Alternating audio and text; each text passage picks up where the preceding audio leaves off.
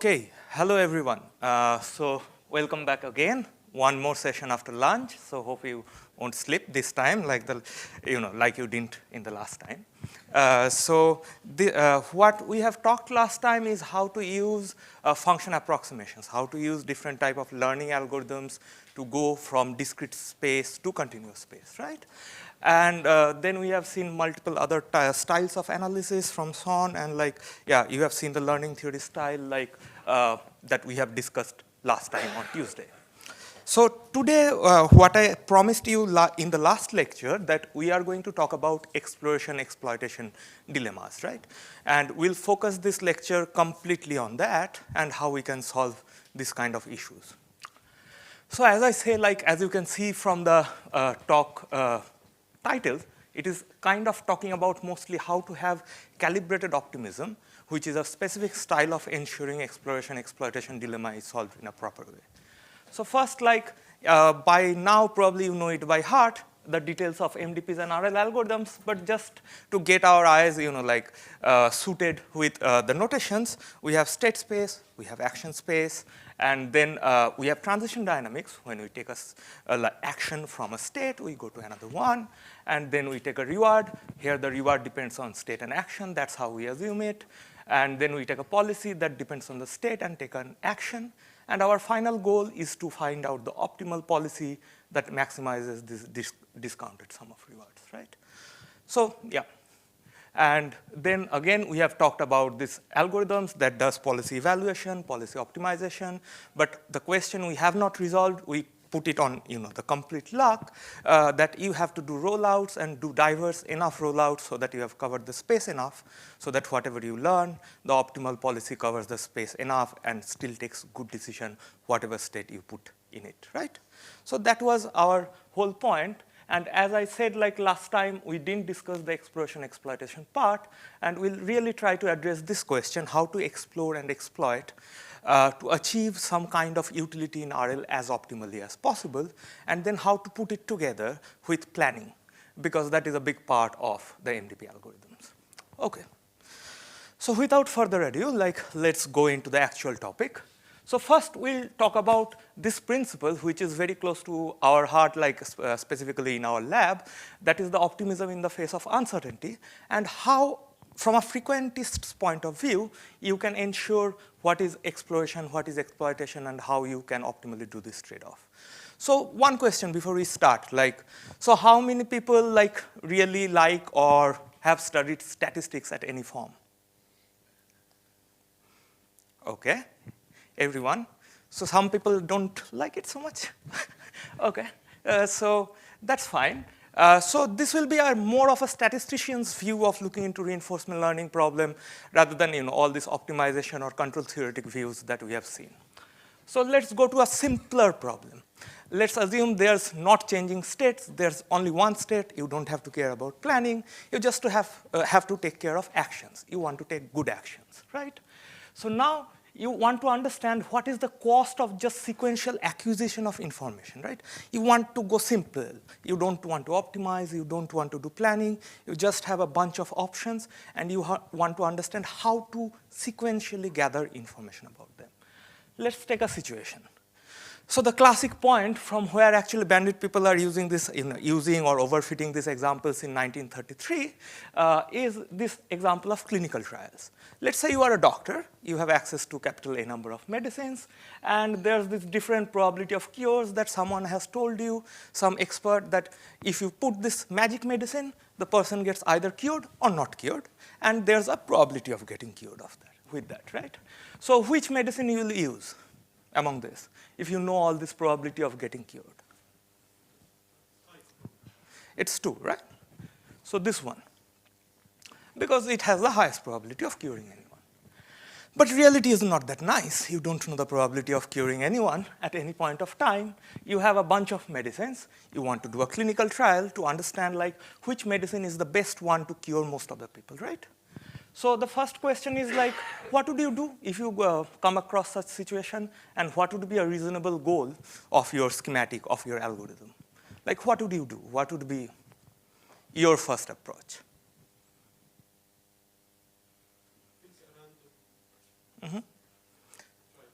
Okay, cool. One of them. Then anything else?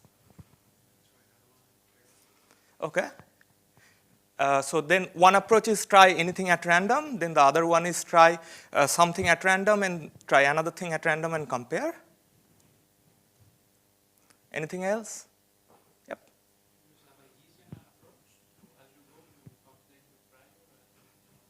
Okay, so you put a prior on all the medicines and then you update your prior. Okay, we'll come to that later when we go Bayesian. So now, anything else? Yep. So a randomized trial, so you have a set of people that you experiment with new medicine and you see what happens. Yes. So basically you randomly try all these medicines on a bunch of people. Okay, okay. Cool. So, and anything else? Or well, you kind of do you can also look at past data, right? Instead of like subjecting people, just have a look and see what has worked in the past. Yep. Update your prior. Yes, yes, yes. So we are getting closer. So we are getting more sequential. So first you do a bit random, you update your prior, then you look into your experience, and then you find a better way to update your prior, right? So that's good. So basically that's how roughly bandits are imagined. So there's a Dr. Pi who chooses a medicine at any point of time, that is 80, sees what happens with the patient. It looks into the history of what's happening with the patients, update the policy, and chooses another medicine, right? So this is the sequential interaction. And oops. And the goal of the doctor is obviously cure as many number of person as possible, right? That's for sure. Now, this is the problem that started the study of bandits in 1933 in a Biometrica paper by Thompson. And after that 92 years, like, we are still going on and finding new stuff. And this is a like sweetly simple problem. You have A distributions. You don't know which distribution has highest mean. You just want to understand and pick the one with highest mean. And while you are doing that sequentially, looking into your history, looking into your interaction, you want to choose the optimal one still as much as possible, right? You don't want to, like, you want to maximize what you are gaining on the way, the rewards you are getting on the way. Like the doctor is trying to maximize the number of patients who are getting cured in the process, right? That's fair. But when people tried it for first 30 years, and people tried from lots of perspectives, optimization, operation research, control theory, it was a bit of a mess. And then around 1952, Robbins came up with a very interesting idea. He said, like, what we are trying to do, let's look into the goals in a sequence. First, I was trying to maximize the number of patients who was getting cured. It's a very random thing. Every time I do a trial, as you said, it's a randomized trial. Things can go a bit stochastic, and you get different result. So rather than maximizing the cumulative reward, let's try to maximize the expected cumulative reward. The expectation is taken over the stochasticity of the whole environment, right? And that is what we, for all these days, we are calling a value function. So this is the value function of the person, pi. Since there's no state, I am not mentioning state. It is a fixed state. That is the medicines you see. Whatever you do, medicines are not going to get better or worse, right? These are a static set of medicines. You have a static state. So this is exactly the value of this Dr. Pi in expectation. So this is equivalent to maximizing the expected cumulative reward. But if you really want to look into this, you understand very little about how sequential acquisition of information affects, or what are the limits due to simply acquisition of information being sequential. Because at any point of time, you can never have complete information about your medicines. You can have estimates of how good or bad your medicines are, but you never know the probabilities exactly, right? That's the game of probability that we play. And at that point, Robbins came up and said, okay, so if incomplete information is the bottleneck, why I not look into the difference in value function of the optimal policy that already knew the best medicine, that was the second one, and always given everyone the second medicine. So this is the expected number of people that the second medicine actually cures. That is the probability of getting cured due to second medicine times all the patients, right? And then from that, if I subtract the expected number of patients I have cured using my policy pi, this is exactly what I lose because I don't know the whole information, right? Do we agree? Like, anything confusing in here? Yep. Okay, So first, our goal was we are having a sequential policy that looks into information through interaction and tries to maximize the expected number of patients who will be cured, right? Now, the main bottleneck, as we are seeing here, there's no planning, there's no optimization. You just have to acquire information properly so that you can cure as many patients as possible.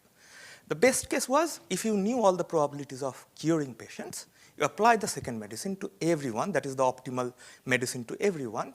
What will be the expected number of patients getting cured? That is the probability of getting cured due to second medicines, time the number of patients, right, T. So this is exactly what, that is the expected reward due to, let's say, option or the action A star times T minus what is actually you are achieving through your policy pi. So the regret is what you cannot achieve because you don't have full information. The regret of a policy pi is the value of the optimal algorithm that has full information minus the value of the algorithm that you have designed with incomplete information. Do we get this idea clearly? Because this is central to everything. After this, I'll say regret blah, regret this. But this is a very central idea. Because, yep. Nope. Nope. Never. That's the next slide. So we'll come to that, and actually you can never have the same solution. And that's the cost of information, and that is turning this problem from an optimization problem to a statistician's problem, where basically you say if I don't, or an information theoretician's problem, that if I don't have full information, how much I lose in terms of cost or how much I lose in terms of utility. Okay. Are we good till now? Yep.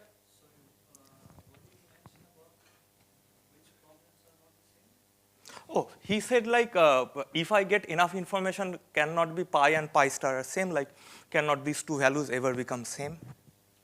That's exactly the next slide. Can we design the algorithms that achieves exactly zero regret, right?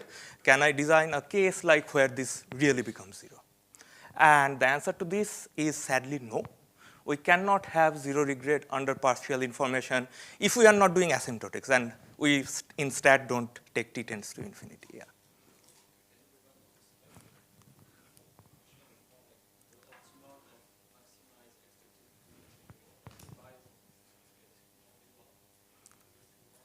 This one, the pi? Yes, this one? Yes. You can identify the best pi for both cases, but on the way, you cannot make the total value function you are achieving exactly equal to the optimal value function. So think of the interactive procedure. I'm not talking about how good is your pi star after your information acquisition. That case, pi star can become as good as basically, or whatever pi you have found, that can be as good as the optimal pi, right? That's possible. But if you think of the interactive process and what are the errors you make through the process, since you are acquiring information, that can never go to zero. So this is like the classic setting where you go completely online on policy, like there's nothing offline data. Here you are really looking into the cost of collecting the data across the environment. Okay, so that's why this, again, solely focuses on exploration, exploitation. Till now, no evaluation, no optimization, nothing is happening. Okay.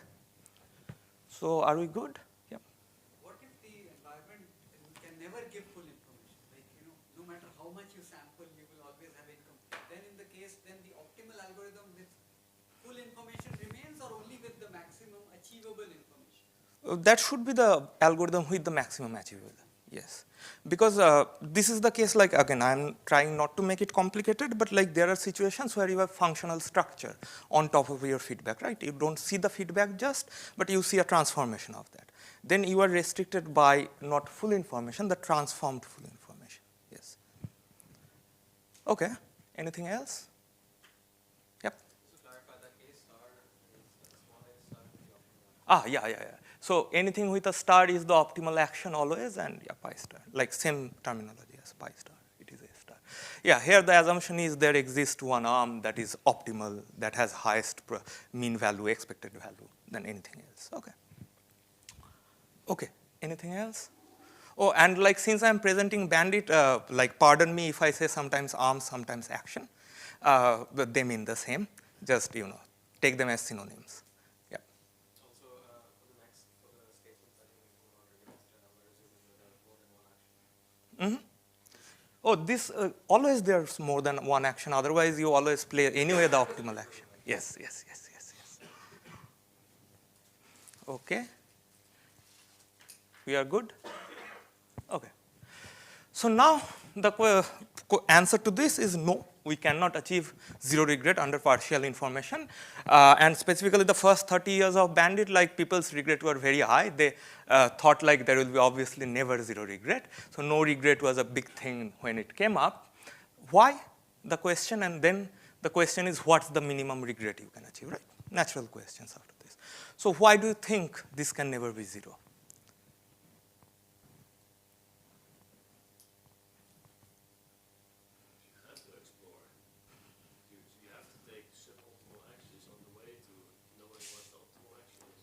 Yes, yes, exactly.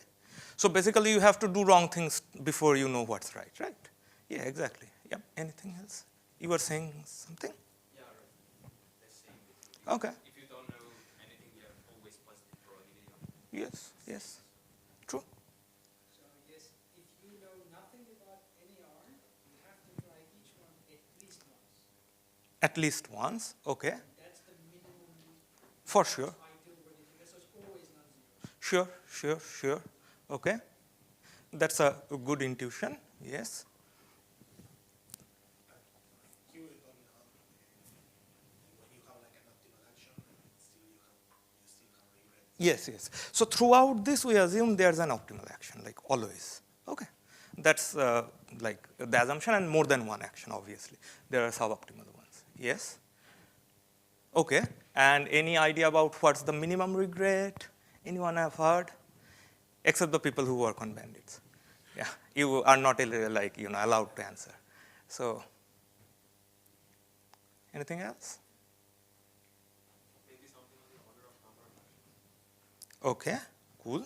Yes. Anything else?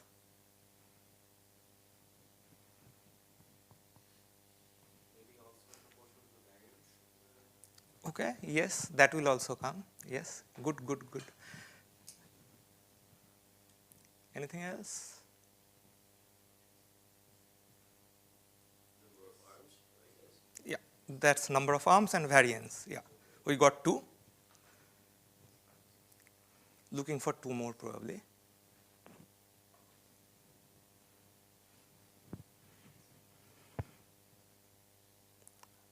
When you know an arm is optimal,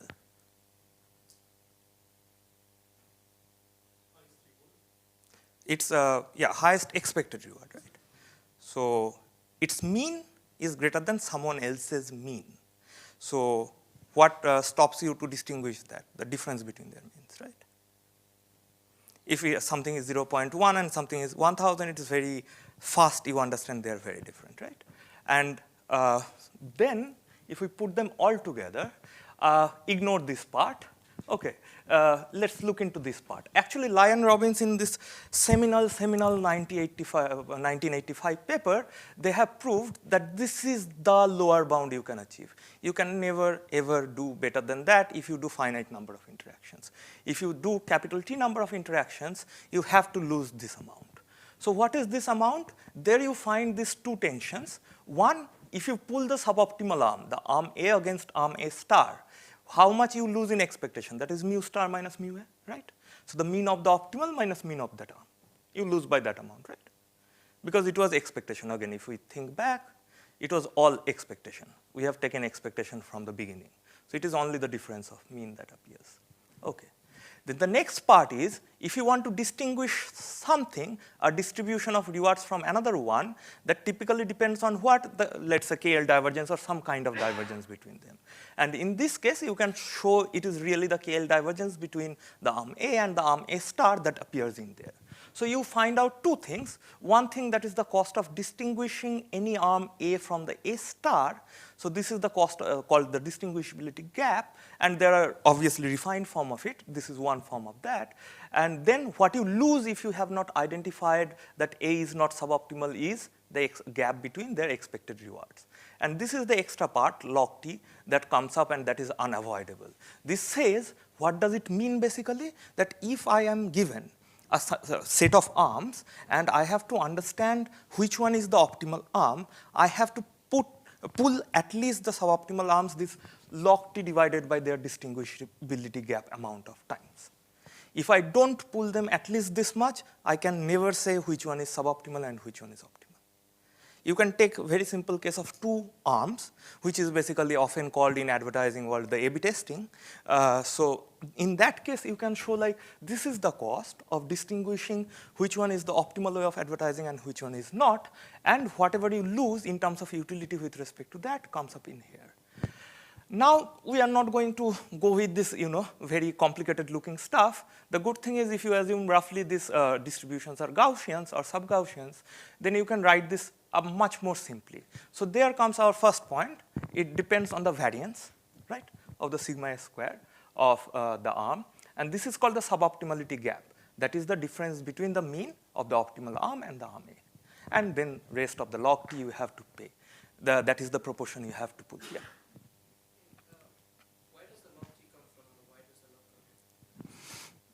So that's when we have to talk about this weird thing called concentration of measure.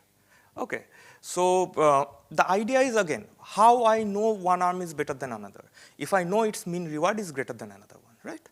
So I don't have the mean reward information. I'm interacting, pulling some of them, getting the rewards from there, and trying to calculate the empirical mean, right? And I'm doing it for both arms. But if they don't converge towards the true, me testing this hypothesis, mu1 greater than mu2 or not, is kind of inconclusive, right? So I have to concentrate fast towards the true with my estimation so that my comparison, mu1 greater than mu2, makes sense or not, I can verify that. And that actually gives us this this problem, that this concentration of measure, as they call it, that happens only at a certain speed, and that gives us this dependence on interaction. Okay, so can we design an algorithm that achieves this regret lower bound? And that's the whole story of Bandit, what we try to do, right? In the community, like really trying to design algorithms that can achieve this bound.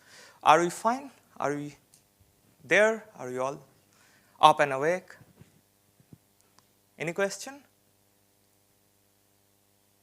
Yep. So you try to find the sequence of actions, the sequence of arms that you choose. Such that finally, after T interaction, it incurs this many number of pulls in expectation of the suboptimal arm, not more than that. Okay.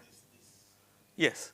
So this sum, I think I should have written, does not include A star, because if A is equal to A star, this is 0. This goes to infinity, right? So this is really depends. This really says how many times you have to pull the suboptimal arms to know they're suboptimal. Yeah, and that is the regret you pay, because if you exactly, because if you pull the optimal arm, anyway for that portion your regret is 0. So that's fine. Okay. So the capital T is the time you know which arm is optimal. Capital T is like, your number of interactions, basically. You can either fix it, or at any point of time, if you stop, your algorithm should achieve it. So this family of algorithms that can achieve this lower bound for any capital T, greater than 1, or greater than the number of arms, that is called the anytime good algorithm, or anytime optimal algorithm. And if you know capital T beforehand and still try to be optimal, they're not anytime, they're just simply optimal for a T. Okay. And in Bandit, we are kind of a bit obsessed and infatuated with designing anytime optimal algorithms. We love it, yeah. Okay, yep.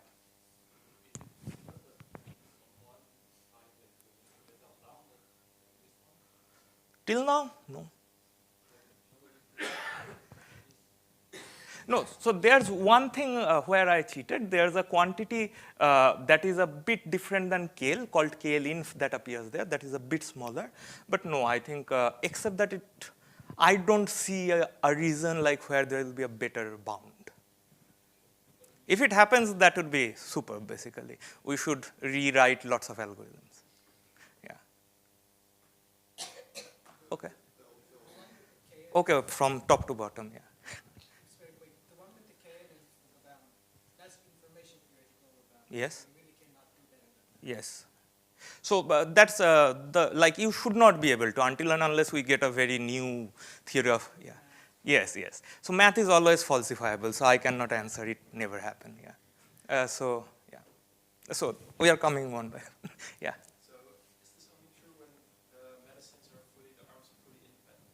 Yes, Let's say I have that's a very good point. medicine, would you change? That's a very good point. And when we will go to MDP, exactly that's the point that will appear, yeah. Yep. Omega is lower bound compressor. Yes, yes. So omega is the omega sign of lower bounds greater than equal to it. That's right. Yeah. And big O will be always the upper bounds. Yeah. Anything else? Yep. Can you repeat the concept of any time? So basically, if you design an algorithm knowing the maximum number of interactions you have, capital T, and then you achieve a regret of similar order of this lower bound, that is for a fixed time, right? But if there's an algorithm that can achieve that for any capital T greater than the number of arms, because as we have heard, like we have to pull each arm at least once, so that is called the anytime algorithm. Okay. Oh. Small one, you said we are obsessed with creating these algorithms that are MET optimal. Yes. Are there, have such algorithms been found? Yes, yes, yes. A lot of them. A lot of A them. lot of them. Yes, yes, Can there be more than one? Apparently, yes. yes. So there are multiple strategies that still achieve Yes. minimal regret. Yes. But then mostly these strategies differ on the assumptions on the families for which they can achieve this, on the families of distributions for which they can achieve this. So basically the one will present in the end that can achieve for like anything that has a semi-bounded support. Basically if you have a max and another side open, like for any such distribution you can achieve. But before that we have seen only for exponential families. The first algorithms that we had of this kind, they were just for exponential families. Yeah. And now I think probably if you want to do, that will be completely unbounded support type of thing basically, yeah. Okay, we are fine? Okay, so let's run a bit faster to the next thing. What I have talked about till now, here you have seen that the distributions, their means, their variances, they have appeared very explicitly in the bounds, right? And sometimes in practice you don't have idea of that. So there's this family of regret also. They are called distribution independent or minimax regret. So what is the idea that sometimes you don't know the exact distributional form a priori, so you want to design an algorithm that is not good for a family of distributions, but good for any distribution that has a bounded range of outputs. So if you know the range of your rewards, you want to design an algorithm that is good for any distribution having that range of rewards. Okay. And that gives us the idea of minimax regret. So you want to design an algorithm that achieves minimum regret, but for the worst possible environment from a family that has this bounded output. Okay. So this is what called minimax regret, distribution independent regret, problem independent regret, worst case regret, all these kind of things. Okay, but they mean the same. And what we can achieve in there is basically the bound changes a bit, and the lower bound you can show depends on square root of a, that is the number of actions available, and square root of t.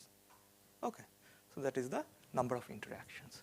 And again, the square root of t, we'll see why it is really square root of t later on at some point. Okay. So are we fine? Good? Any question, anything? Fine. Okay. So now, there are two types of strategies that we have talked about. We have mostly talked about, okay, there can be a way that we take each decision equally randomly, as we are talking about randomized trials. We try things randomly and try to see what happens. The other set of people can say, okay, as Mert have said, like we tried it once, we roughly know which one is good or bad, and after trying it once, I play the one that I think is the best with just one sample, or two, or three, maybe, let's say like that. Okay, so the one is called pure exploration. You are exploring everything randomly, all possible options. In another case, you have got some few samples, not enough, and from that you are trying to exploit your knowledge. You are trying to choose the one that has, according to you, with a little knowledge, the best arm, right? And what happens if you do that? You start to see that actually pure exploration, pure exploitation, that actually goes, their regret actually grows almost linearly with the number of interactions. Okay, so this should be interactions, not iterations, yeah, number of interactions. But the optimal one should be much, much lower than that is log n, and that says these are not good strategies, right? Rather, what we have to do is actually we should design algorithms that does exploration and exploitation adaptively on the go. Okay, so it should not be like going for exploration or exploitation at any point of time completely. It should keep on trading them off slowly and slowly over time. Otherwise, this anytimeness is never achievable. Okay. So now the question is, what would be the best way to do that? What would be your strategy to do that, right? Should you try out new decisions to fetch information or play the best with your existing knowledge? So I'll not ask the question, I'll give the answer in this case. The strategy that we have been studying, and it came up around, if I'm not making it wrong, around 98 with the famous paper on UCB by Oyer et al. And that was a very ground-changing idea. They said, like, why not go for something called an optimism in the face of uncertainty? What we try to do, till now we are saying we are just working with empirical estimates, right? You see how many times you have visited a state, you see what is the average reward you have obtained from an arm or action, like if you have played it capital T number of times. But here it is saying, let's not play with empirical means or empirical estimates.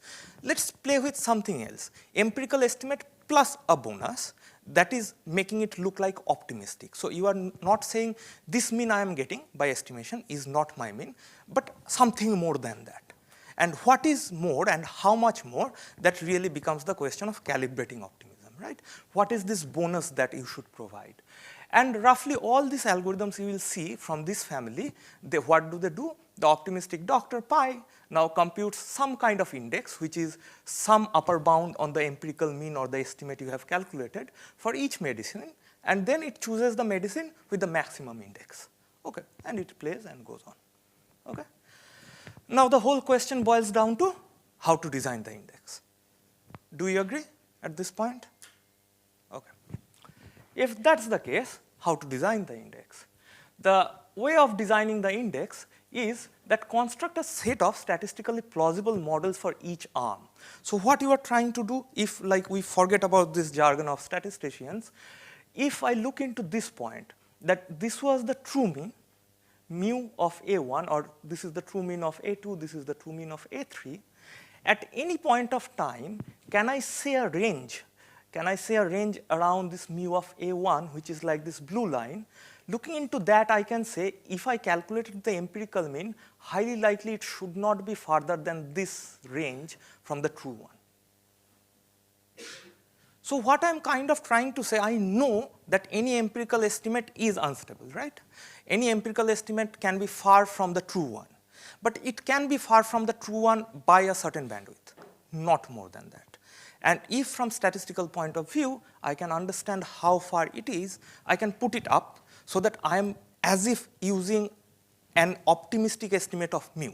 I am not using mu, but something bigger than mu, and comparing all these things bigger than mu. To say, like, if now, previously my hypothesis test was mu1 greater than mu2, then 1 is optimal. I am saying now optimistic mu1, this bonus thing, is for mu1 is greater than optimistic thing for mu2, then actually 1 is optimal.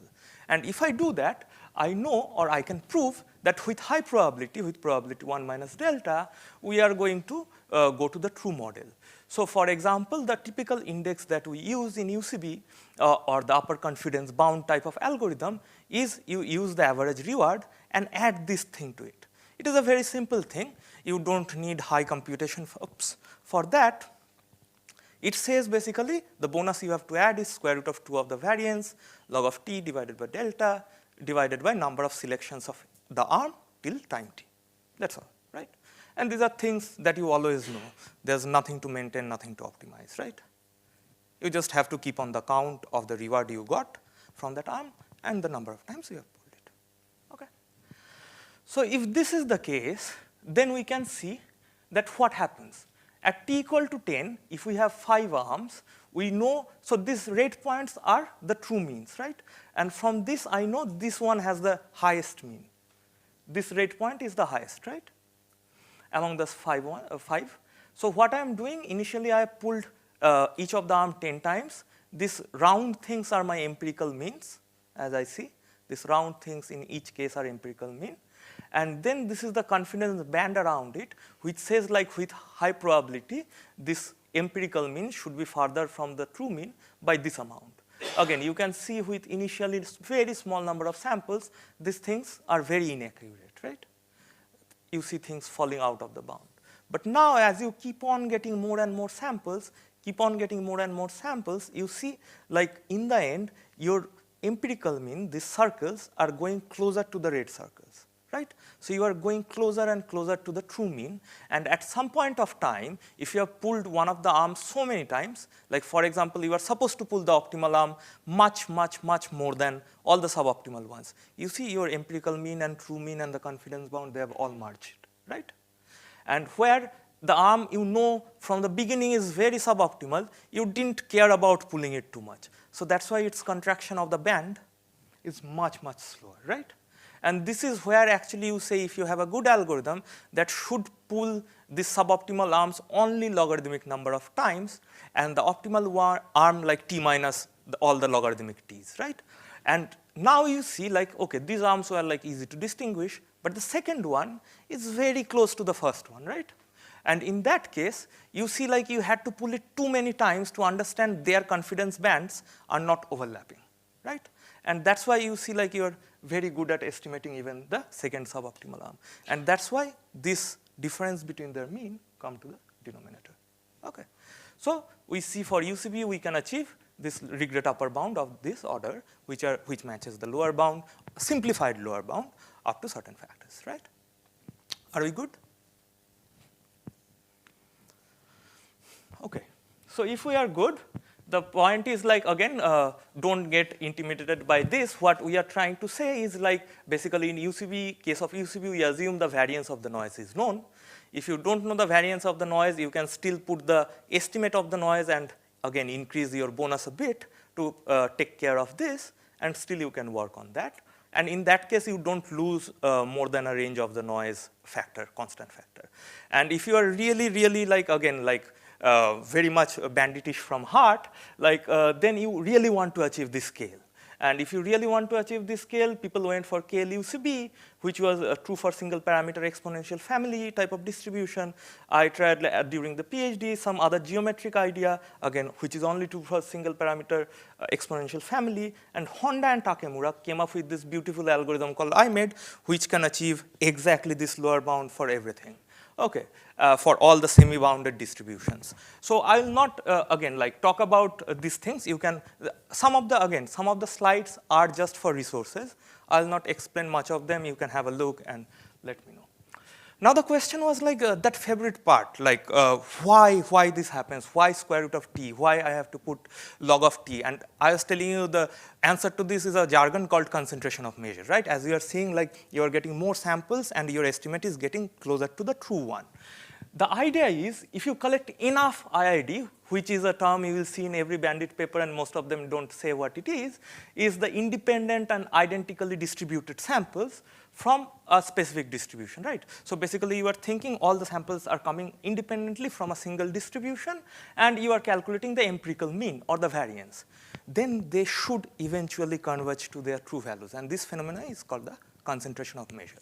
Why measure? Like it is basically coming from this idea that if you have a volume and if you want to, if you have a subject and you want to compute the area or the volume, if you throw randomly darts on that and try to see how much area it covers, eventually the area covered by the darts, if they are uniformly random, should give you the idea of the area of or the volume of the total object. Okay, so this is the fundamental idea from where this concentration of measure came. So it is a very generic, powerful idea that lies under the whole learning theory. And one of the things that you will keep on seeing, or that actually gives us this bonus, is called the Hovding inequality. That says that the empirical estimate will never be far from the true mean by a factor epsilon, by a distance epsilon, with this probability, and this probability goes down exponentially fast with the number of samples you have calculated. And if you have do the reverse engineering, if you fix this probability to delta and try to see how far you are, you see like you are always far by this. by this amount only. And this is exactly your UCB bonus term. Okay. This is from where you get the UCB bonus. And this B minus A, again, we have considered only bounded input, but you can say I don't care about bounded input, I care about inputs with a fixed variance sigma square. You can replace this by sigma in both cases, okay. So this is the proxy of the variance in this case, okay. Are we fine? What does it say? Again, I promised to explain one more thing, that this says like we can go towards the true mean with a speed of 1 divided by square root of n, right? And if you sum up 1 divided by square root of n, that gives you square root of n, right? Right? So that was exactly the reason, like the intuition, not the reason, the intuition why you cannot achieve a minimax lower bound better than square root of t, right? So if you sum it all up, all these errors that anyway you have to have due to this speed of concentration is a square root of t. Okay, you cannot do better than that. Are you fine? Are you good? Can we move to MDP? And before that, any question? Yep. How do you choose an initial action distribution? Uniform. And infrequencies, so you don't have a prior. Till now, we don't choose action distribution. We choose one each. We play each action at least one time. Then whatever I see from that, I create the index and I keep on playing. So till now, we are frequencies, no prior, no distribution over actions. Okay. Okay. Anything else? Nope. Fine. Okay. So now the question is how to model the cost of planning with this sequential acquisition of information. So let us consider a bit more complicated scenario. Previously, there was a magic medicine, either you get cured or not. Now you are behaving like a real human with lots of factors, like whether you have a temperature, pressure, respiration rate, etc., etc. All of these things together tell you what is your medical state, right? And at this point, if the doctor applies a certain medicine, one of these A medicines, you go to another medical state, so your fever, temperature, blood pressure, etc., changes. And if your condition improves, that gives the doctor or like yourself a reward, right?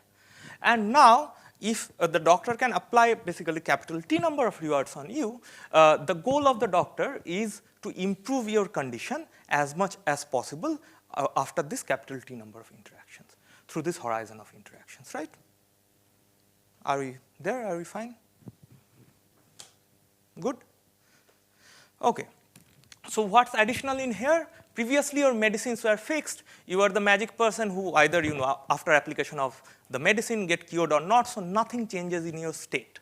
There was no sequentiality of change of your state in there, only sequentiality of acquisition of information.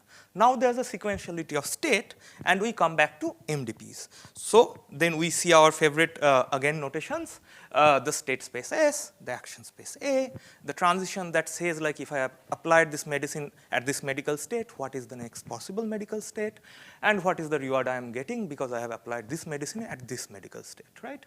And here we look into not the discounted reward version, but a much more simpler version, because I didn't want to go to optimization part, just looking into the statistical portion of it, that I can go on till time horizon capital H, okay? And I want to maximize the total expected sum of reward in that way. You can imagine discounted reward having a similar structure with capital H equal to 1 divided by 1 minus gamma always, okay? But again, that's a hand-wavy statement, but roughly you can see the results can be transferred like that. And here also, again, for the statistical guarantees, we can even go further and say this P and R are functions of step, but we'll not do that. Let's consider there's a static MDP underneath. Okay, so in that case, we can again derive lower bounds that says there's this very big weird KL dependent quantity times log of K. K is the number of episodes of interactions, okay, to solve this problem. And again, like if you, again, we will not do all these things, so forget about this and remember just this. If this was your planning horizon, then what you can achieve is square root of H cube. S is the number of state, A is the number of actions, and K is the number of times you do the interaction. Okay? Are you fine? So this is what we can achieve for MDPs. Are you okay? Like, again, ignore this part. These are for, when you are at home and can read more stuff. This is, for now, you have to remember, this is what we want to achieve in this case. Okay, square root of H cube, S, A, K. Okay. So are we good? Yeah. Huh? H is the planning horizon, so up to which you have to plan. And you can do this by episodic interactions here. Okay.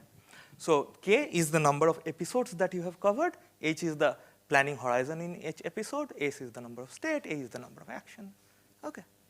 Are you good? Any question till now? Okay. So what would be the first try? Like we just studied bandits. The first try is like every policy is an arm that gives me a value function and expected return. So I treat each of the unique policies as an arm and try to find out the optimal arm or the optimal policy, right? So I can play bandit with policies. Do you think? Yep. Could you spend some wording in the formulas that were the arm? Yeah. This one, let's do it after. Yeah, that one will take time. Yeah, let's do it because we are not going to discuss this much. Yeah. Okay. So anything else? Yep. Very short one on this previous one. So, and on the next one. So, the square root of h cubed seems like h means it's not a good. It grows relatively quickly with h, right? Yes. That's true.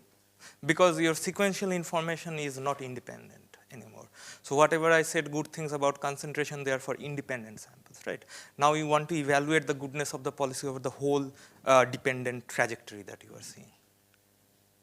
So here, if you think your reward can grow, so if per step reward is bounded by R, or 1, let's say, your reward can go with a range H, your interactions and uncertainty depends on H, so there are multiple factors falling in together. So that gives us, yeah, this bad bound. Yeah, yes, yes. So anything else? Fine? Okay. So now the first option was playing bandit with each of the arms, right? So each of the policies. And if we play bandit with each of the policies, what will happen? Do you think it's a good one or a bad one? What would be, okay, let's ask a question like maybe a quiz, like what would be the regret you imagine? So if I play bandit with each of the policies as an arm, what would be the minimum regret of this game, this algorithm? So just the hint, it was square root of 80, the number of arms times the number of interactions, square root of 80. What would be it here? Any idea? Yes, and how big? If I have A states, A action, H planning horizon.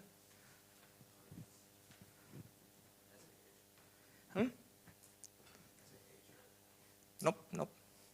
That would have been too nice. Then we are done with, like RL theory. Yeah.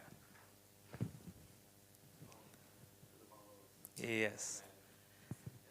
Okay. Anyone, any guess? How big is that? Okay, that is like A to the power S to the power H, right? And that's super crazy. So you can get this regret with this very simple policy that would have solved the whole, RL problem for statistical portion, basically. But sad news, you can't use that. So one lesson from that, what Mert said, and the question was, here we are assuming in Bandit all the arms are independent, all the actions are independent. They don't share information. But here the policies are dependent. They share information. Treating them independently is just losing lots of information without any reason, right? So you want to leverage the information and specifically the structure of the MDP that couples them to achieve the lower regret. So the second thing you try to do is obviously try to use the MDP. So again, the trick we have learned, we can calculate mean and variance very well. We can calculate bonuses on mean and variance very well. Let's put all these tricks here, right? So learn the estimates of reward and transition functions from the data, and then put their optimistic estimates there and try to do something, right? So what would be the first approach? What is the data here? If I have played a policy, I got these pairs of S, A, R, and next state from H equal to 1 to capital H, so from beginning till the end of the horizon. And then I do it, let's say small k number of times, so I have small k such tuples, right? Such trajectory. So this is my data. And from this data, what would be the estimate of transition? Very easy. Number of visits to SAS prime and number of visits to SA. Oh, this one would be PK S prime given SA, okay? So this should be, there should be an S prime in here. And the estimate of reward, that is the summation of the total reward you got till now from the pair SA divided by the number of visits of SA, right? Just empirical mean. So again, like from a statistician view, if you can calculate mean variance, roughly you can do, you are the powerful one. You know. So now what would be the optimistic estimate here? The optimistic estimate will be putting some bonus in there, right? Some extra bonus. And here you see the Hovding stuff is coming back. What was the n in here? That is the number of times you selected the arm SA, as the state action pair SA. And here also, the n is the number of times you have selected the pair SA. What is the range? So each of the reward can go up to R max, and the expected sum can go up to R max times H, right? So this is exactly R max H square. So let's think of Hovding once more, just to be sure we are not missing anyone. So this is the thing that was supposed to appear, right? B minus A log of 2 divided by delta divided by n. N was the sample, this was the range, and that should appear in our bonus.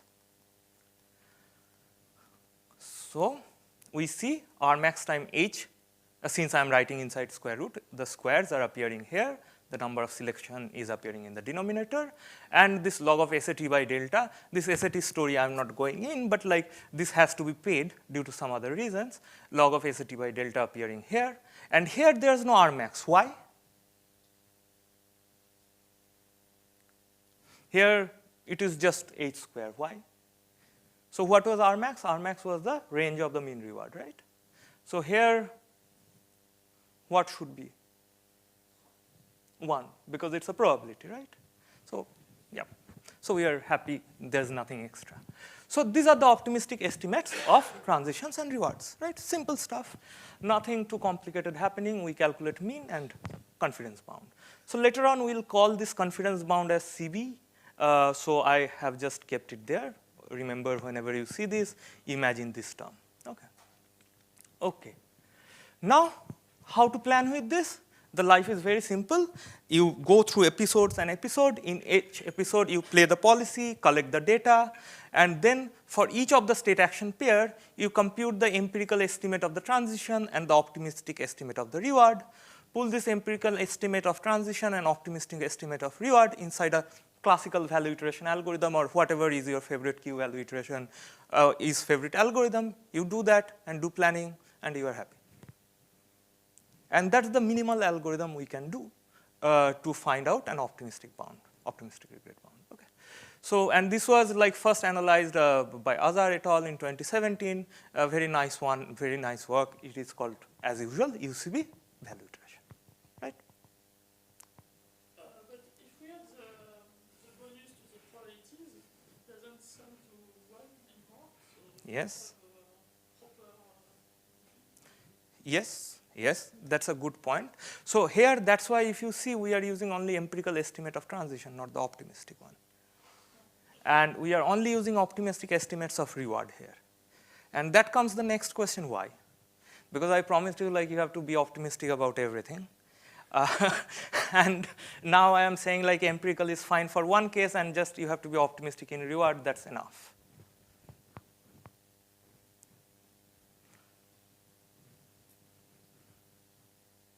Why is that?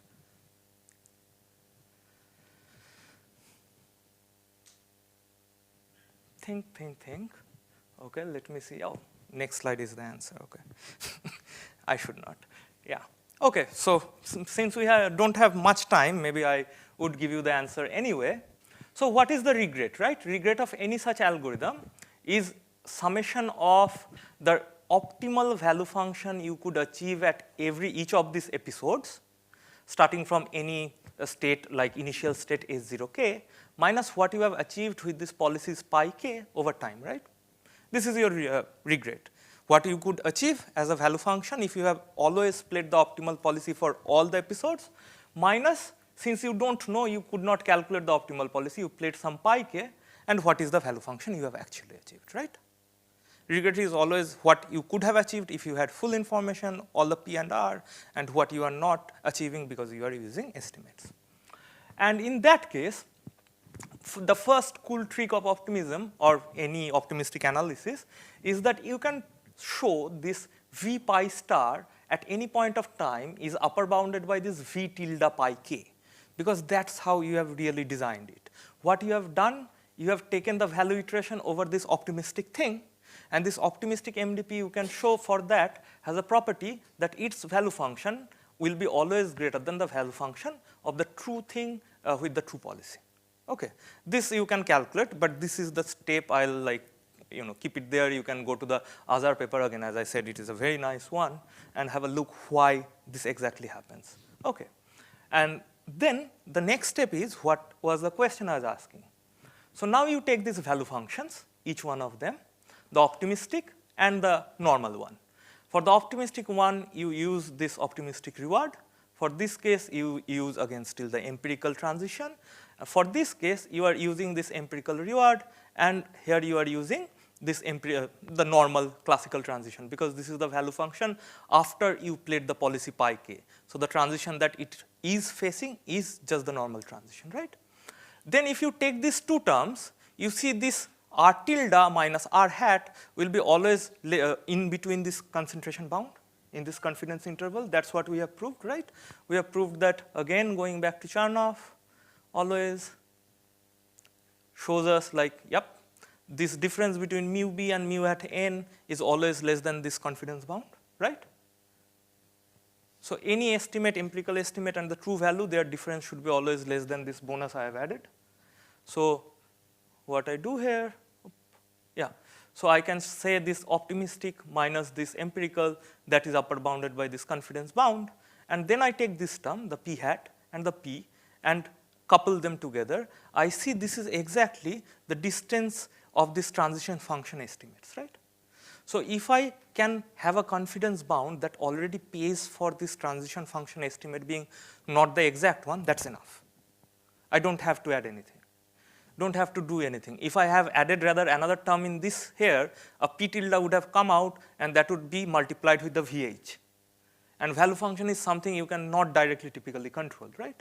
So you are not going to or trying to multiply anything with that extra. Already this is enough to put a confidence bound on this dot product, this sum. And that's why you are happy. You don't want to add anything else. And if you do now, quite a few, almost 30 pages of algebra and stuff, like you get, like this is equal to square root of h to the power 4 SAK. Okay. And here, as you can see, this algorithm is loose from the lower bound by a factor of square root of h, because the lower bound was h cube SAK, right? So still we get a very nice and close to like statistically optimal algorithm. Are we good? Can we see what's happening? Sorry, the Rmax you mentioned before is based on max and 8 or just? And this is the maximum reward, the range of the reward you know, right? 0 to Rmax, let's say. So it's for any pass any. Yes. Yeah, and typically when people do proof, they take it 0 to 1 because you can normalize reward also always, right?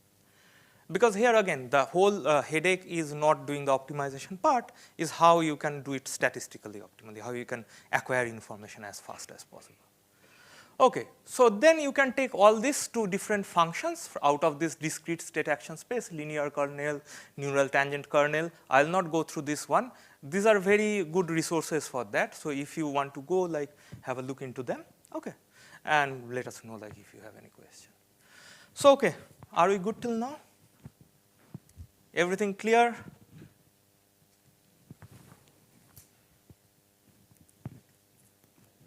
Okay.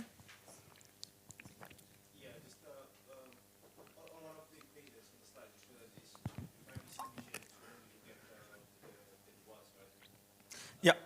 And also the other one we said as well, like if you get specifically to get the transition. So yes, you probably could add things only on the transition and be happy, but mathematically that is more complex because whatever you add to the transition comes with a VH. And you have to sum over that, right? So you don't want something to mess with the V, which is the hardest thing to control. Yeah. Anything else? Okay. Okay, so now we go Bayesian. We have done enough of the frequentist stuff. Now we say we have a prior distribution over arms and how to design still bandit and MDP algorithms, right? So what is a Bayesian approach? So again, we come back to the same question. We have a bunch of medicines. We don't know what is the expected probability of getting cured if you use them. So you have a doctor, an algorithm that interacts sequentially with and applies this medicine on people and tries to see whether the people are getting cured or not. So what is the difference between what we have studied and what we are going to study now is in case of frequentists, so always we have some unknown reward distribution. Let's think like we want to only understand the mean and variance of the reward, or just to make even life simple, forget about variance. We don't know the mean of the rewards and we want to understand it. We want to learn it and then say like which one is the optimal arm. So the frequentists say like I have a bunch of mean of reward distribution which are unknown parameters and scalars, and then like Bayesians say I have a mean of reward distributions which is sampled from a prior distribution. So I start with a prior distribution over this vector of mean rewards. Okay. Then my regret definition also changes.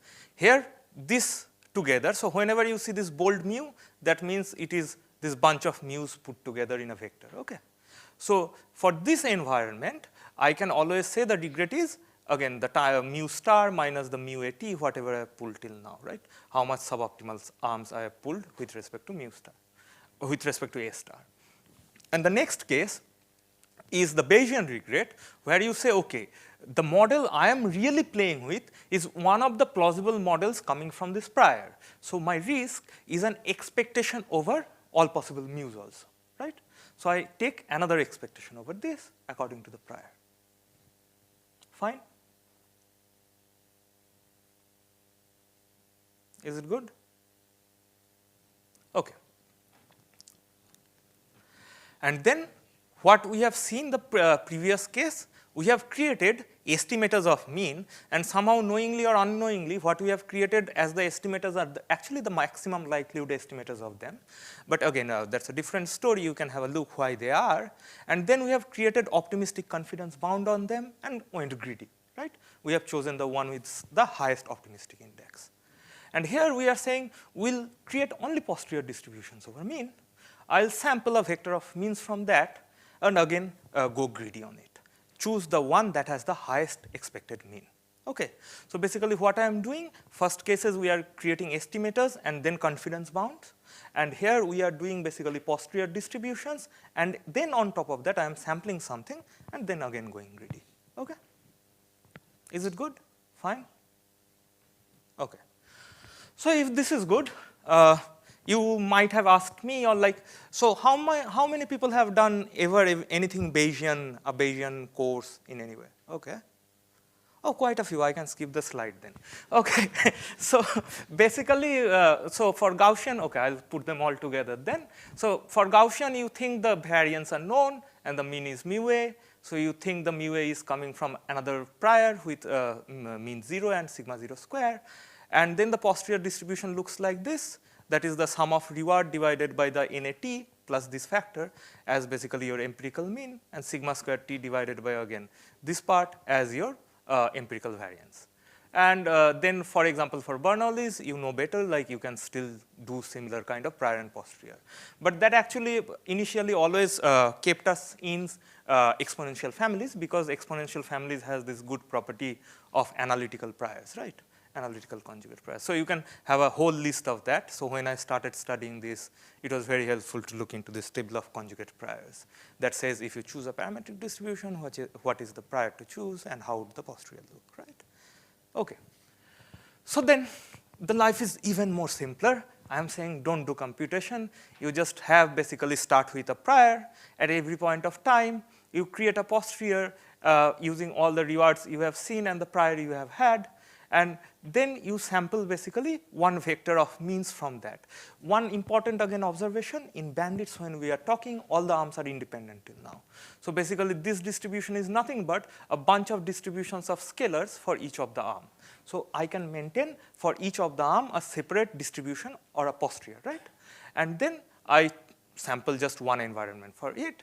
I choose the arm with the highest mean in that environment and just play it. I collect the data. I use this data to update the posterior from PT to PT plus 1. Okay, go on. Life is simple. And again, updating, as you have seen or already know, it is just updating these indexes, like how many zeros or 1 you got for Bernoulli, for Gaussian, what was the mean. So I want to show like how this algorithm works is very interesting.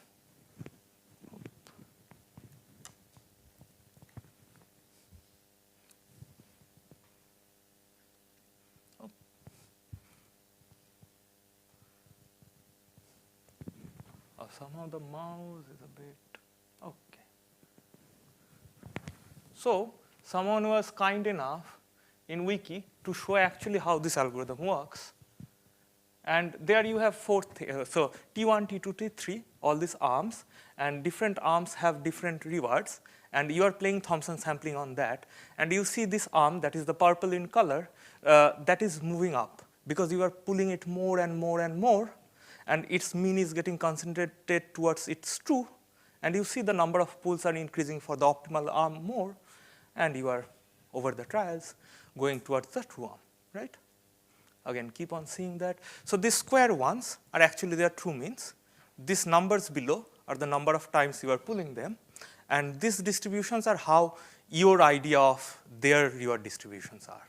So you see, like, this is going too fast because you are pulling the optimal arm very well towards the true one, right?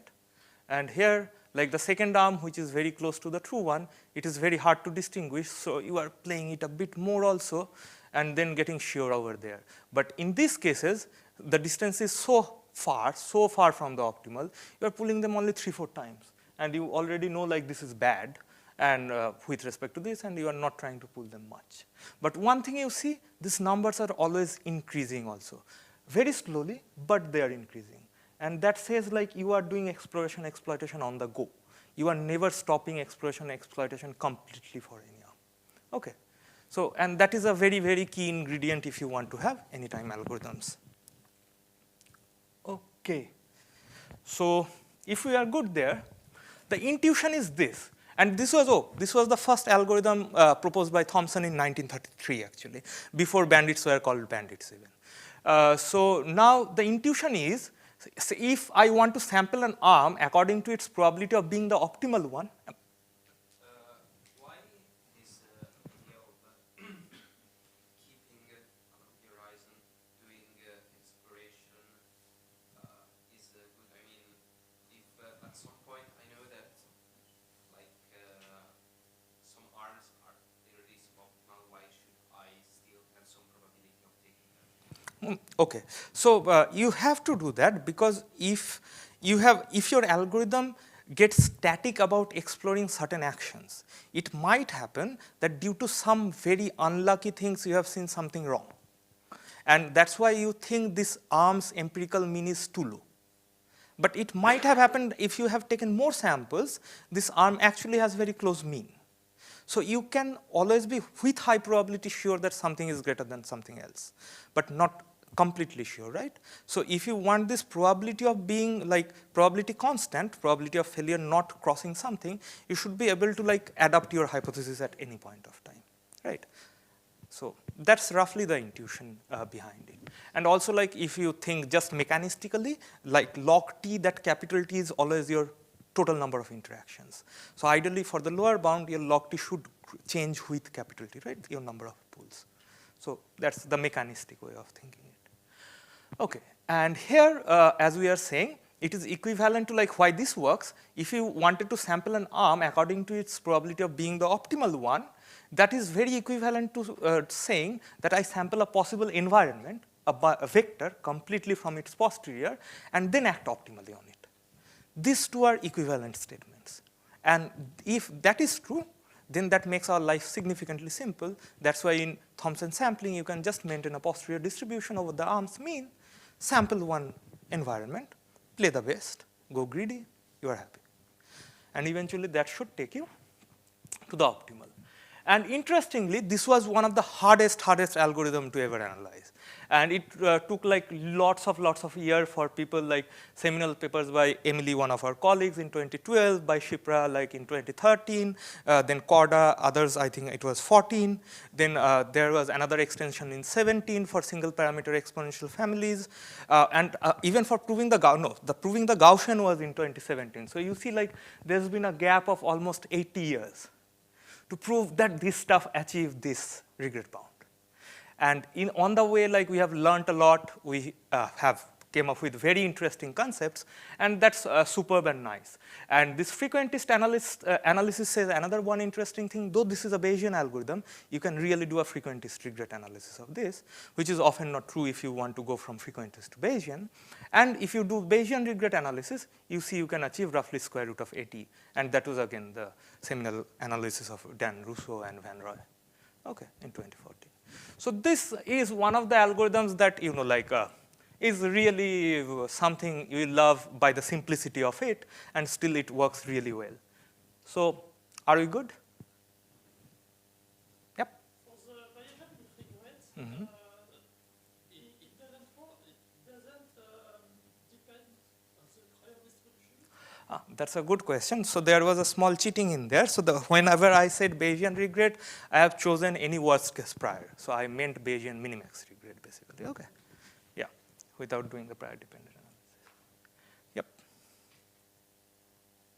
And then, then the square root of 80 almost in there, because there's also a very nice result by Tor and Chaba that says actually the Bayesian minimax regret for most of the cases, most of the good structures we see in the world, is exactly equal to the minimax regret. And so if you bound one, you get bound one. Yeah. Yep. So the number of actions here is now, I guess, one-dimensional sort of, right? We have one machine we choose from. Yep. But if we have to take multiple decisions within the same bandwidth, So multiple objectives, you mean? yeah, or not objective, just you need three. That is, you need to make 3 decisions, basically. That's better. Okay. So you have to. How would that scale? So multiple decisions means multiple objectives. How would I think of it else? So let's say you don't choose one row of machines, maybe 2. Okay. Optimize 2. Two objectives together, no? Or I guess 2 objectives. Yeah. Okay, so there are multi-objectives. One, and that is very, very like a recent and active area of research. I think in the workshop, and Noe will be there, like the first paper they started from View. And the idea is like often people either go for a certain type of scalarization and then do bound on that. So scalarize all the objective with Lagrangian and put a bound on that. And other try to like create again bound on the whole vector of objectives and then go on further. Yeah. Okay, so any other question? Okay, if we are fine, the question is how we take it to MDPs, and there's not much gymnastic involved like before. So there's only very simple idea. You are sampling models from a posterior, planning, taking the greedy best action on it, and going on, collecting data, updating posterior, and going on. Here, you create basically a posterior over, so you start with a prior over the MDP. So prior over MDP, you might think of like prior over the transition and the rewards, or prior over the value function of the MDP can be also true. And from that, you sample one MDP. You use that through value iteration, policy iteration, whatever is your favorite algorithm, to find out the optimal policy for that MDP. You play it till horizon H, collect all the data, update your posterior, you go on. So as simple and as elegantly beautiful as it can be, basically. So intuition is sample a policy according to its probability of being the optimal one. So you change just the word arm with policy, is sampling a possible MDP from the posterior distribution and act optimally in the sampled MDP. That's all. They are just equivalent. So whatever you wanted to do with policies from the beginning, like you wanted to choose the optimal policy like the optimal arm, you are doing the same, but you are using this structure that actually sampling the MDP is enough to give you this optimal policy, right? And the good part is people have tried to study this also for long, as you can see from 2013. So Osband, then Osband, Russo, Van Roy, combinations of them, they have studied it very nicely. They found out that actually this can achieve square root of h cube ak a square root of s was going out somehow due to, like, again, theoreticians always don't do the best or tight analysis. We had a square root of s loose. But then, like, we could have put it in. For tabular MDP, we have gone better in 10 years. So we lost a square root of h and gained a square root of s. So you can argue, like, whether that's improvement or not, but that's a very interesting change of, like, techniques. Then people went for linear MDP, then people went for kernel MDP, and our goal in a 2024 paper was, like, after all this 10, 12 years of working with, MDPs and trying to take from tabular to, like, more functional approximation or continuous MDPs, we are often overfitting on parametric families. Someone assumes linear, someone says I like kernels, someone says I like neural kernels. People come up with their models and try to design explicit algorithms which have probable guarantees for that. The question is, like, we have a huge theory to practice gap in that way. Can we do something better? So in a recent work, like, which is, I think, quite a bit of an interesting one among all the recent ones I have done, is, like, we have tried to show that if finally the distribution satisfies something called LSI, log Sobolev inequality, with a constant alpha, then you can achieve basically with PSRL this kind of bound. And if you show that there's a linear growth of the alpha, so as you collect more samples, your posterior's constant, which is something, let's think of a magical constant that grows, then actually you can achieve square root of d, h square, k, regrade, and that includes lots of families. And why I wanted to mention that? Because of this reason, I think what is the biggest challenge in RL theory now is this theory to practice gap.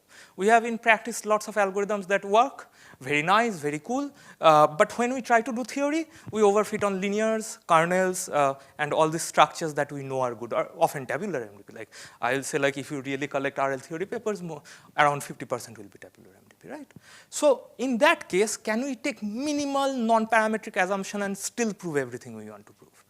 And from that, the question is, can we remove these dependencies? Can we remove these dependencies? They have to be, like, exponential family or log concave distributions. Can we go up to, like, something like non-log concave or perturb log concave or mixture of perturb log concave type of stuff? The answer is yes, till there's this family that is called the isoparametric distributions are there, and they can be mixtures, perturb log concaves, and mixture of perturb log concave and things like this. The good thing is, this is the most generic family till now for which we know the concentration of measure is provable and controllable.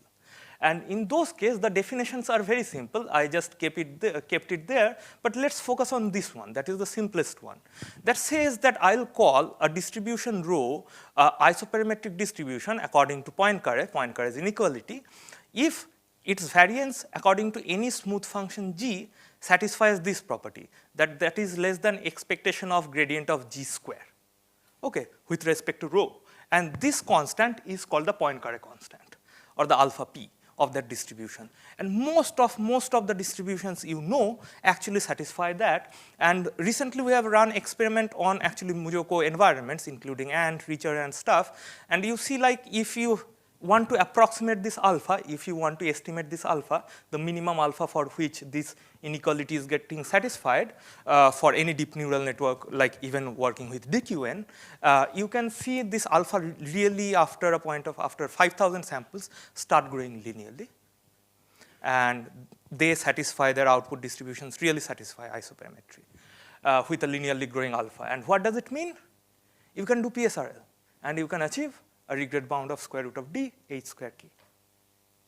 So as soon as you can prove, you can go and empirically test your output distribution, see there's a Poincaré or Sobolev inequality getting satisfied with an alpha growing with number of samples, you can really design a provably optimal algorithm for that. Okay, and that is just doing PSRL.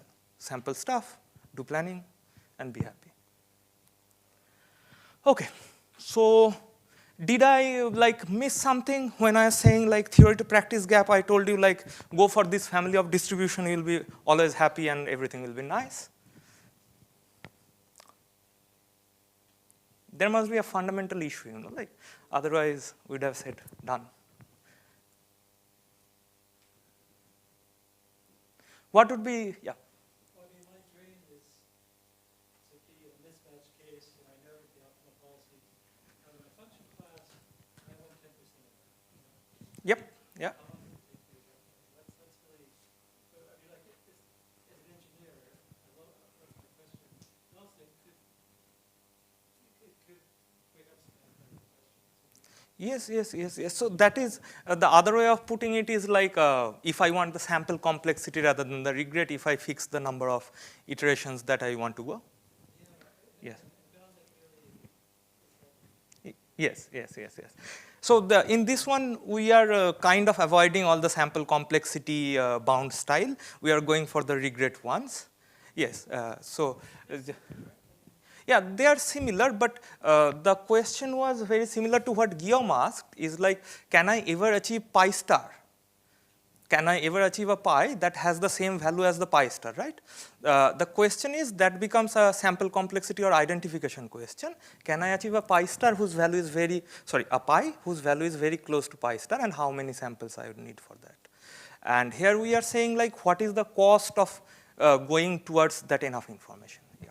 But could I mean, but really modify the graph, but I don't want to get within, I don't want to be optimal, I want to be 10% optimal. Maybe it makes analysis easier.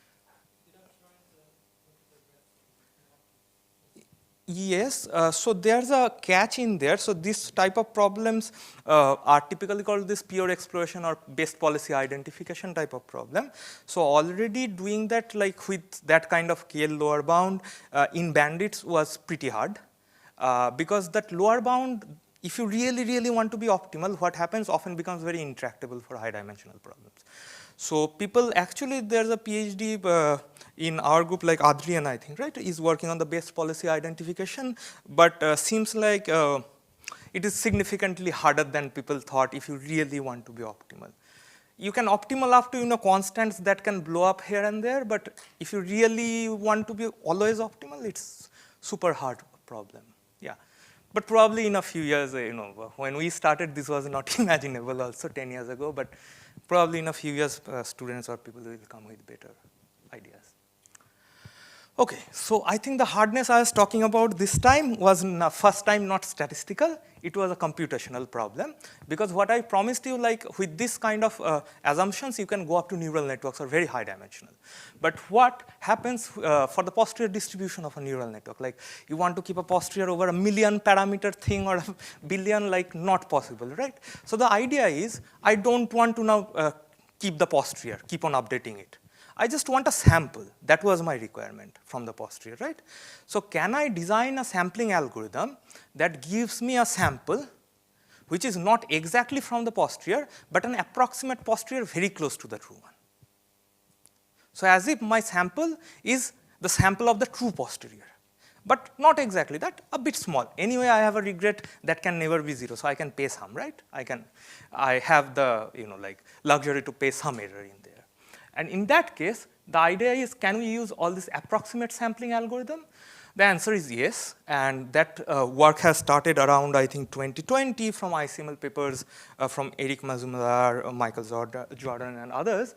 They tried to use these Longeva samplers for bandits. And that was already pretty challenging, but this idea seemed to be very successful, that if we design or use approximate samplers that take multiple steps to find a sample which is epsilon close to the true distribution. So as if you are taking a sample that is epsilon close from a distribution epsilon close to the true posterior, then you are happy. And if your epsilon decays very fast, faster or equal to 1 by square root of t, you are done. And in that case, like we have tried to again design that like more generically, like if you have a likelihood function to update posterior, if you have a prior, then if you change your epsilon, the error by this amount, h by k, I am not going into delta max square, you can roughly think of it like r max square in this rate, then you can plug in this error that you can tolerate, the prior, the likelihood, and the data you had, and the Longeva sampler generates an MDP, which is almost like getting a sample from a distribution that is epsilon close to the true posterior. So you are never maintaining posterior, you are keeping a bunch of data, you are designing a sampler, and you are telling the sampler what is the error that you can tolerate. And every time you want to start, you either can start from the prior, or like you can reuse the sample from the previous episode for that, which is called chaining in these cases. And then you plan with this MDP, you collect data, you are happy, and you go on. And if you do this, the question was like how far we can go. So this was, as you can see, started around 21. Then there is the same authors having papers in 2022 for linear bandits. But they had to assume sub-Gaussianity, conditional number, so which says like you assume some kind of curvature condition on the distribution, episodic delay. Then people went back to again strongly log concave, and they tried to find out how many steps to find out these good samples. So you want to minimize this also.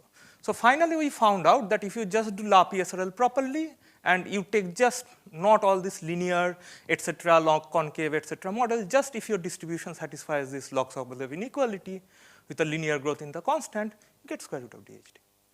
Nothing else is needed. And for that, you have to take, this should be k, not tau, tk amount of step, and roughly t to the power 1.5 times k divided by d amount of step. And this is, again, total number of steps, not per episode, over total capital T number of interactions. So for per episode, you can divide it by capital T and think like it is roughly k plus square root of tk divided by d number of steps you need.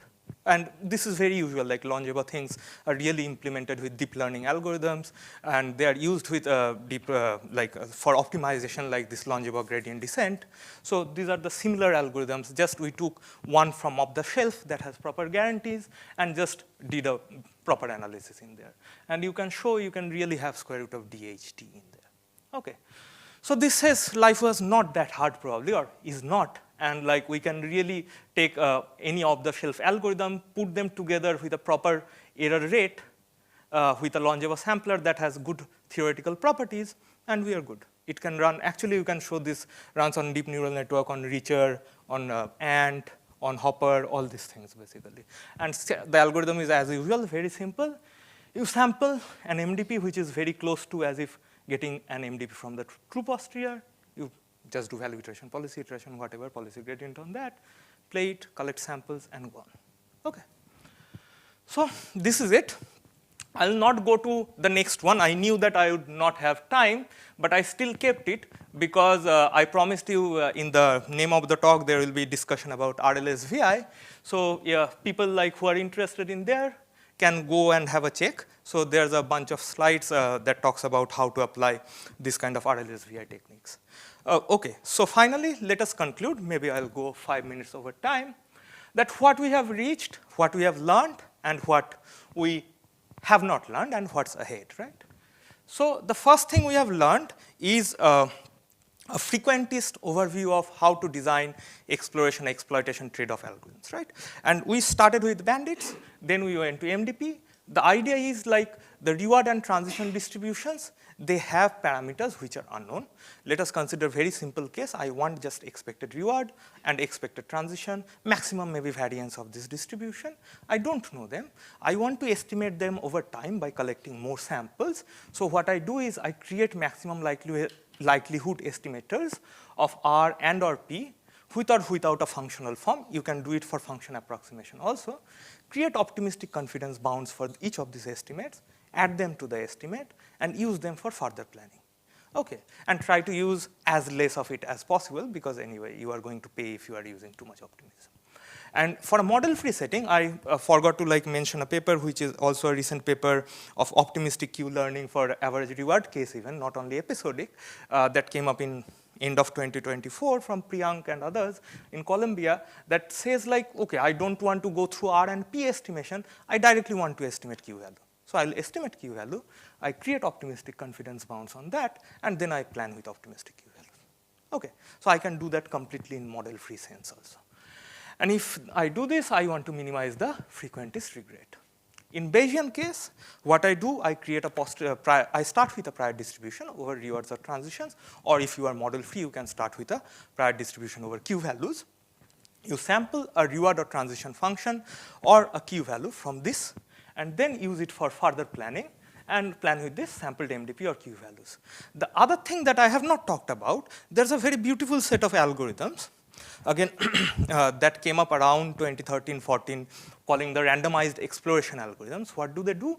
They say like, okay, we want to do something very similar to PSRL, but I don't have, again, it came from the real question, I don't have the luxury to keep the posterior of a neural network. What I can do is rather, can I perturb this weights of the neural network or the regression or the linear parameters, whatever I have, by a certain small amount of noise so that it keeps the exploration always alive. So I don't, what was my goal? That exploration should always be there with a small but constant probability.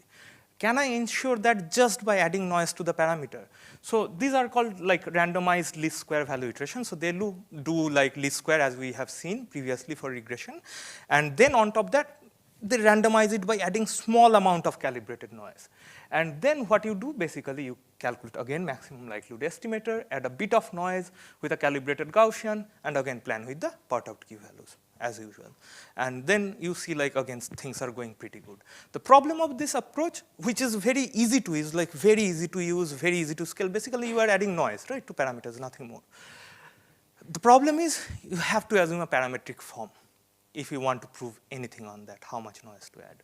So that again like gives us, like with our recent work, that PSRL type algorithms probably can really go non-parametric with a proof of regret much easily. RLSVI, like again, if we can do something like that, that would be super nice, super cool. And what's out there, what we didn't do, what we didn't learn, the sample complexity bounds, we didn't do that. Then the other part that we didn't do is like people ask again about generalization ability of the functional forms of the value function or the networks that you have learned, that we haven't done. And the other part is like how to do safe explorations in RL or how to minimize regret in robust MDP, which Mariam will talk about. And the other question is like what's the big bump ahead? Always like for a theoretician, I think bridging the theory to practice gap, sometimes people like to do their own theoretical problem, but for me always the best theory comes from best experimental issues. So if you cannot explain something experimentally, I think that's the biggest challenge to a theoretician. You should try to really explain it. You should really create a theory that explains what happens in reality. And that's why I say like, it is not a case that, there's deep learning, you cannot explain it, deep RL going very good, you cannot explain it, that's the end of theory. Rather, that is probably a starting of a new one, as Cohen says, one of my favorite line, there's a crack, and that's how the light gets in. Thank you.